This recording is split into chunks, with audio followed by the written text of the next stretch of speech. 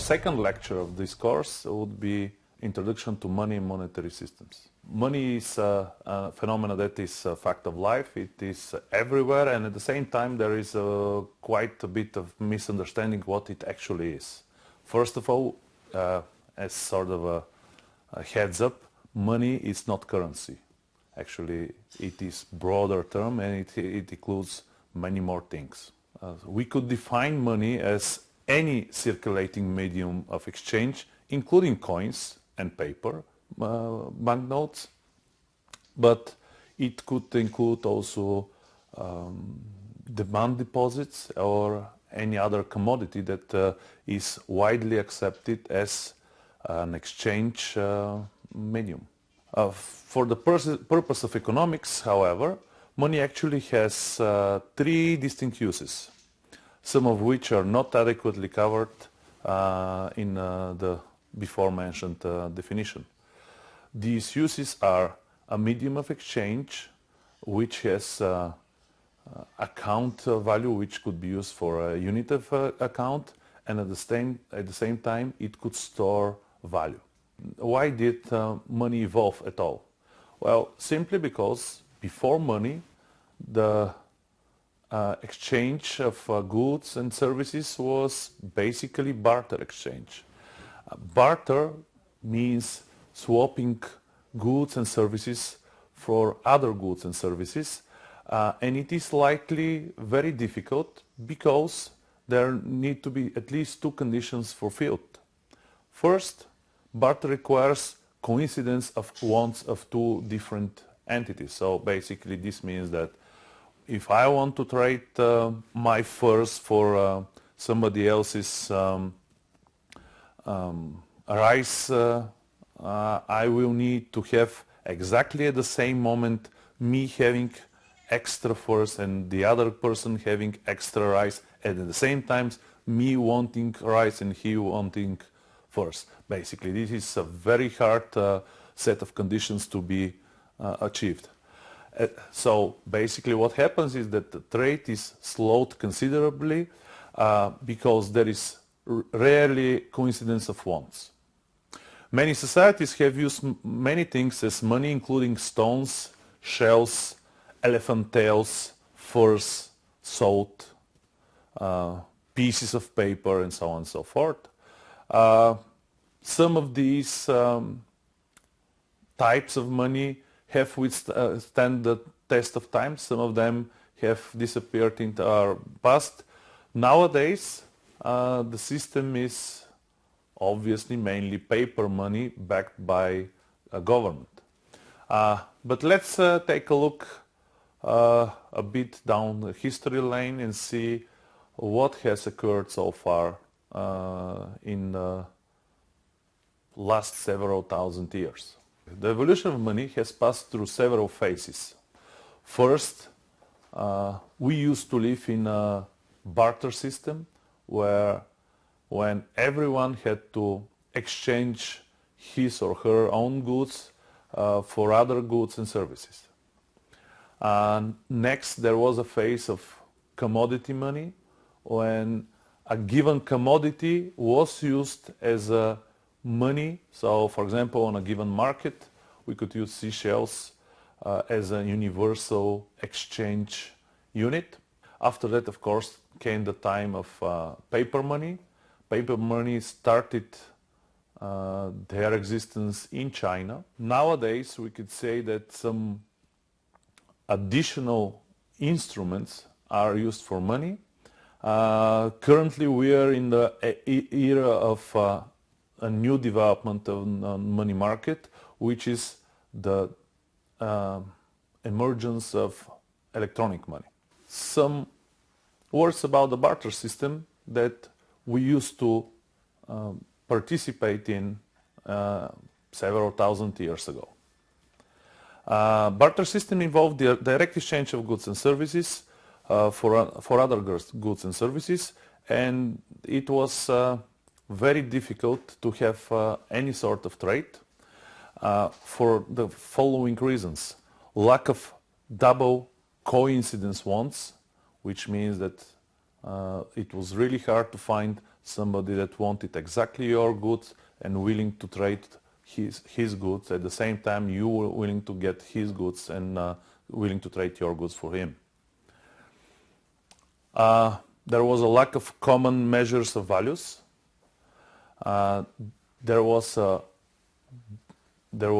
difficulties in storing value, so it is very hard to store value in, let's say, sheep fur, because they get spoiled over time. There wasn't any sort of borrowing and lending and any sort of deferred payment. Basically, whatever you have in your pockets, you use it for payment, and that's that. So trade was slow due to that fact. Some of the goods that could be used for barter were basically indivisible. If you would like to sell a cow, for example, you could only sell the whole cow, not half of it. So next, it came the time for commodity money. Commodity money meant that a given good was widely accepted as a sort of money on a given market. For example, rounded shaped stones, or elephant tails, or metallic tools. What is the problem with the commodity money is that an accepted commodity on one market was unaccepted commodity on another. So basically, if you needed to trade on another market, you needed to keep other positions, other goods for money. Next, in the late several hundred years, the emergence of paper money became true, and paper currency that circulated for transaction-related purposes have been around for the several hundred years. They did not have value of their own, but there was somebody to back the value. So basically, there is somebody to give a guarantee that this piece of paper worth something. The printing of paper money is typically regulated by a country, typically by the central bank or treasury, in order to keep the flow of money in line with the monetary policy. Something that the new wave of electronic money is disrupting heavily. Speaking of electronic money, they are the newest trend in finance, of course. In the last tens of years, let's say last 30, 40 years, transactions became more and more over internet and over electronic devices. So all the financial institutions started storing electronic vaults instead of physical vaults. And there are two directions of development of electronic money. One was the emergence of electronic payments through credit cards and debit cards, of course. And the other was the newly arrived concept of cryptocurrency. There is an important remark here to be said. There is a distinguished difference between electronic money and cryptocurrency. Typically, with electronic money, the money supply held on computer systems are under central control. For example, bank or state financial institution. Whereas in the cryptocurrency, the security is kept by a mathematical algorithm, and the main principle is distributed consensus, where everyone knows who owns what. So this is a big difference. In the coming lectures on the next levels, we are going to have time for special discussion on cryptocurrency.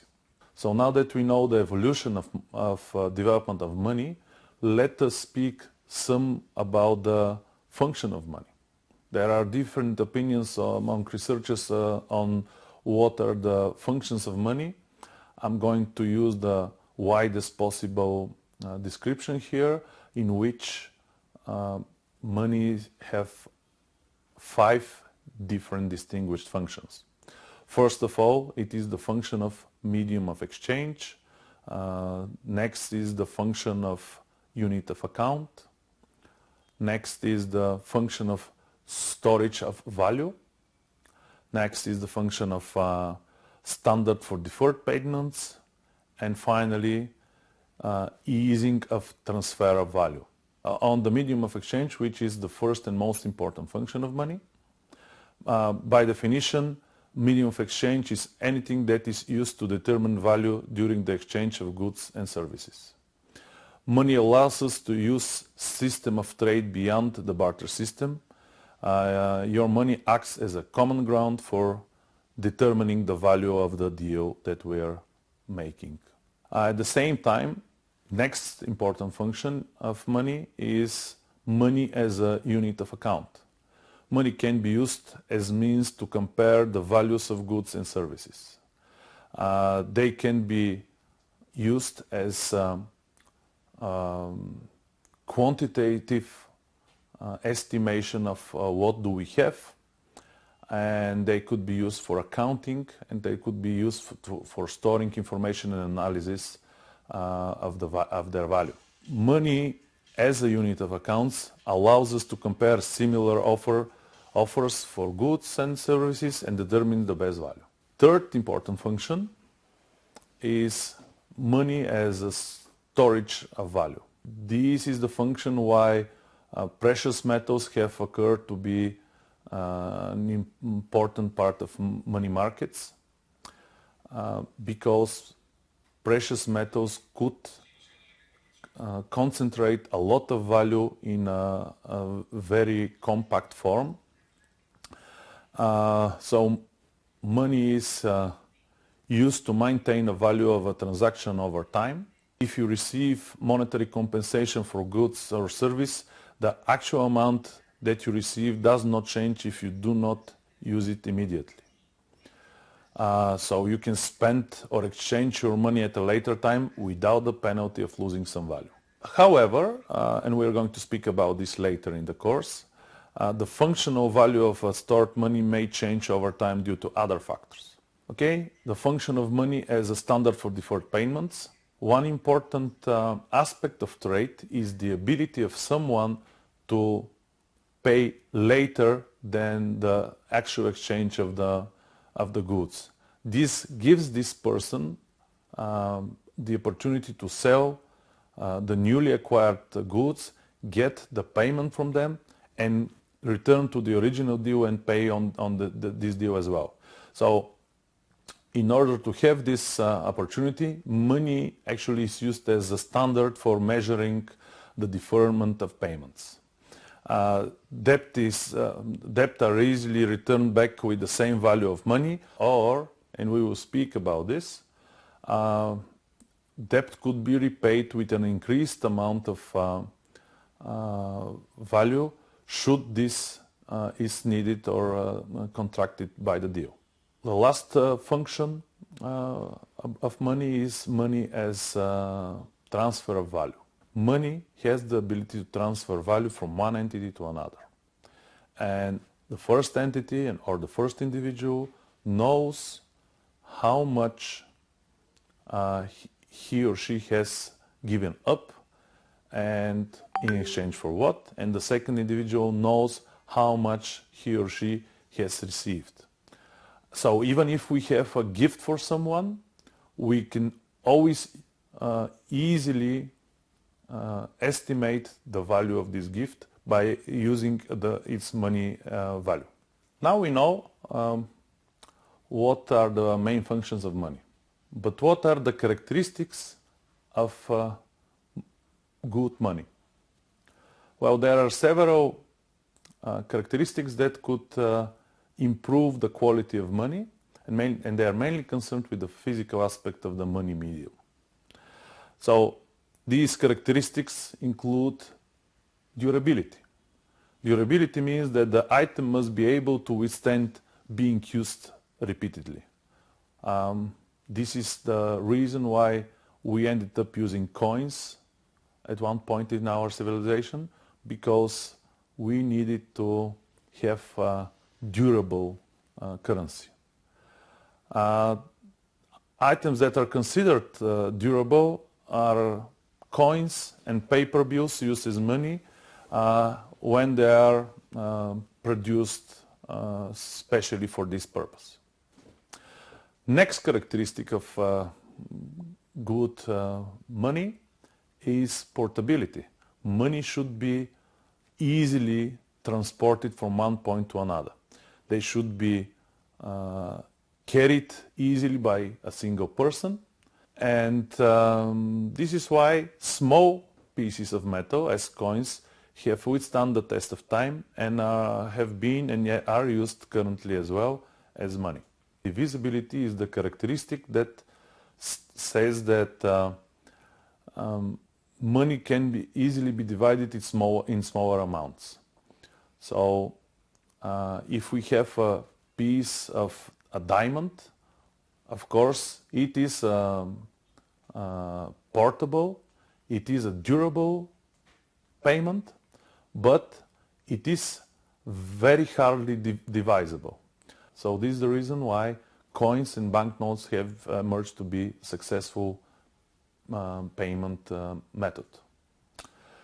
The next thing, the next characteristic is uniformity. Uniformity means that from the first sight from the first moment that you see a banknote or a coin or other form of money, you should recognize that exactly what it is and how much value does it carry. Uniformity means that all versions of the same denomination of currency must have the same purchasing power. So, for example, a $100 bill issued in the 1990 and the $100 bill issued in 2010 should have exactly the same purchasing power. Next important characteristics of good money is limited supply. Limited supply means that there are restrictions on issuing money and circulation of money is controlled by someone. The responsibility for maintaining an adequate money supply so far has fallen on the governments and central banks. Typically they are in charge of issuing new money supply and taking out of turnover the old money and destroy them adequately. And finally, the final characteristic of good money is acceptability. Acceptability means that everyone must be able to use the money for transaction. For example, in the United States, this is indicated on the paper bills by the notion the note is legal tender for all debts, public or private. It has not always been the case that the banknotes have been widely accepted. There was a rather interesting part of financial history when there were many issuers of banknotes and not all of them were widely accepted. Even now, there are several national currencies that are not widely accepted across the world, and in order for the people holding such money to purchase something from outside of their country, typically they need to have some sort of exchange of money beforehand. Speaking of money supply, there are three types of money aggregates, and all of them are different on the basis of their liquidity.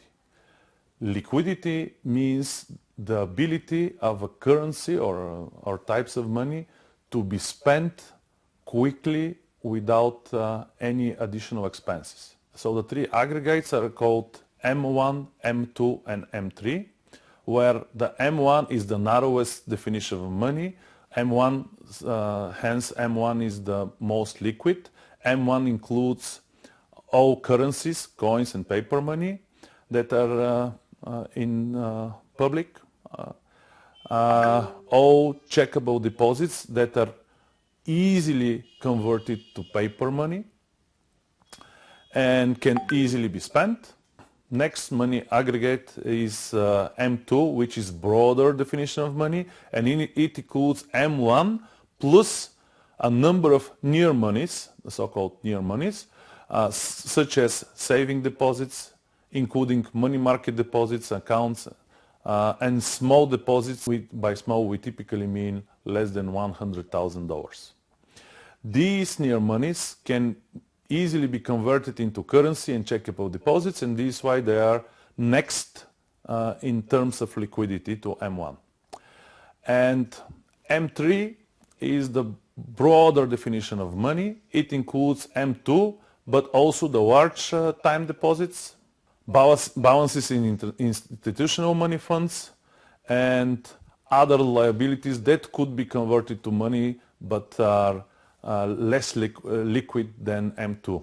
So why large deposits are less liquid? Because if you go to the bank and would like to withdraw $100,000 or more, typically they would tell you, we need some time, sir, to gather some currency for that transaction, and this would mean basically restriction on liquidity. One important note here is that the current monetary systems are called the so-called fiat monetary systems and fiat types of money. They are basically an item, typically paper, without its intrinsic value, so it doesn't have value of its own, but it has been declared to be money by the government. So, for example, a central bank basically prints out a paper. The paper itself has next to nothing value, but the bank declares that this is a official payment currency, and it guarantees its value by a statement somewhere on the banknote. One important aspect of money is its relationship to prices, and there is a negative correlation between the value of money and the general level of prices, which basically means that if some type of money becomes more valuable, it basically lowers the prices of the goods in general. And the other way around, lower prices tend to raise the value of currency because fewer dollars are needed to buy a particular amount of goods, services, or resources.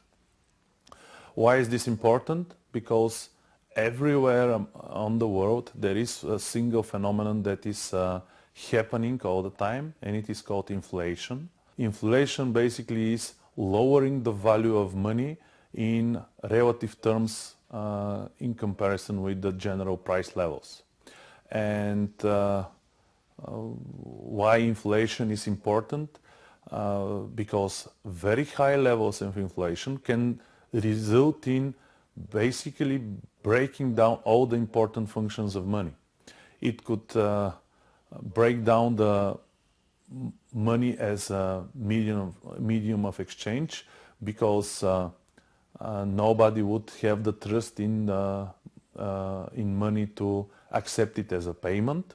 After that, it would break the money's function to store value, because nobody would be willing to take such money that would lose their value. And obviously it would break the function of unit of account, because nobody would believe in the stable value of given types of money. There is an important relation between money and general price levels. Okay, so this concludes our lecturette on money and monetary systems. What we have achieved in this lecture is that we have explained what is money. We follow the evolution of money starting from the barter system, going through the commodity money, going through paper money, and now discussed the electronic money. We explained the functions of money as a medium of exchange, as a unit of account, as a storage of value, as a standard for deferred payments, and as an easy transfer of value. Finally, we reviewed the characteristics of good money as durability, portability, divisibility, uniformity, limited supply, which means scarcity, and acceptability. At the end, we just made some notes on the relationship between value of money and the general price level.